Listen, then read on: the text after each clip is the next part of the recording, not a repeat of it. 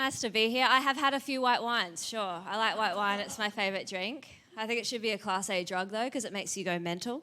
Do you know what I mean? You have a beer, you're like, oh, I feel good. You have a white wine, you're like, I'm going to text him. I'm going to clarify something he said in 2017. Why not? Yes, my parents are divorced. Obviously. I didn't mind it so much. I think the worst thing about your parents getting divorced is that they move into 2 different houses and then you, as the kid, has to move from house to house. And I remember being little thinking, why can't I stay here and you guys move to me? And I'm like, why am I 5 years old learning how to roll my socks to fit more room in the suitcase because Dad kissed a woman at a party? Then I get there, he's like, oh, you forgot your toothbrush. I'm like, duh, you forgot your wedding vows.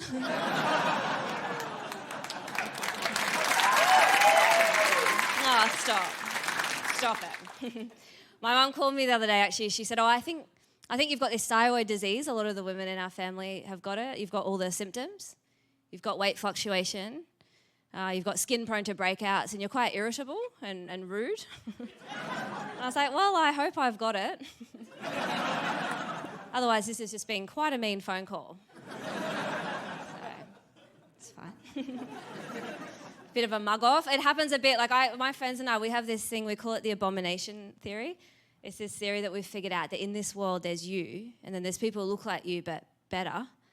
And then there's people who look like you but a bit worse, and we call them your abomination. And what we do is every time we see each other's abomination is we'll give each other a call. And I got a call the other day from my friend. He said, I just saw your abomination, worst one yet.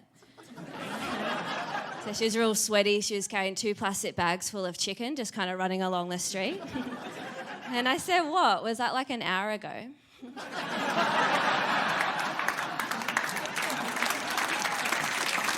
Thank you. Maybe I should stop answering the phone. I'm addicted to my phone. I think so many people are. It causes people so much anxiety. A lot of people are trying to get off their phones using different methods. My friend, she's downgraded from her smartphone to a flip phone. She came over the other day, we were going out to eat. She's like, yeah, I've got a flip phone. It's awesome. I'm not checking my emails. I'm not scrolling through Instagram, comparing my life to other people's. It's so good. I feel so in the moment. I was like, okay, cool. I guess I'm getting the Uber. You really just sort of outsourced your anxiety to me there, haven't you?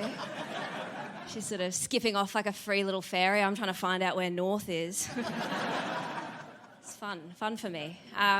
But she also, her dog is on antidepressants. Yeah. It's weird because the narrative of the dog is that they're quite happy. And, you know, I think it kind of makes sense. Like, when I get bored, sometimes I get depressed. And I think these dogs, they're so smart. You know, they descended from wolves. They used to be hunting stuff. I don't know. But now they just sort of sit on the couch. They're wearing little jackets. We treat them like idiots. We're like, you're a dog.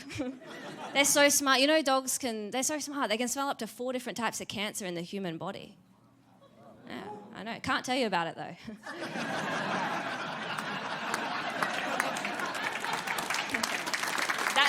Thank you.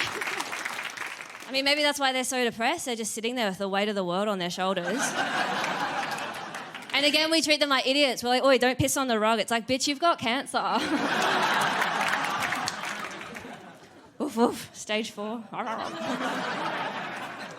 Not that I want them, I don't know if I want them to talk. I don't, because I think the best thing about having a dog is that you can sit there in complete silence. It's beautiful.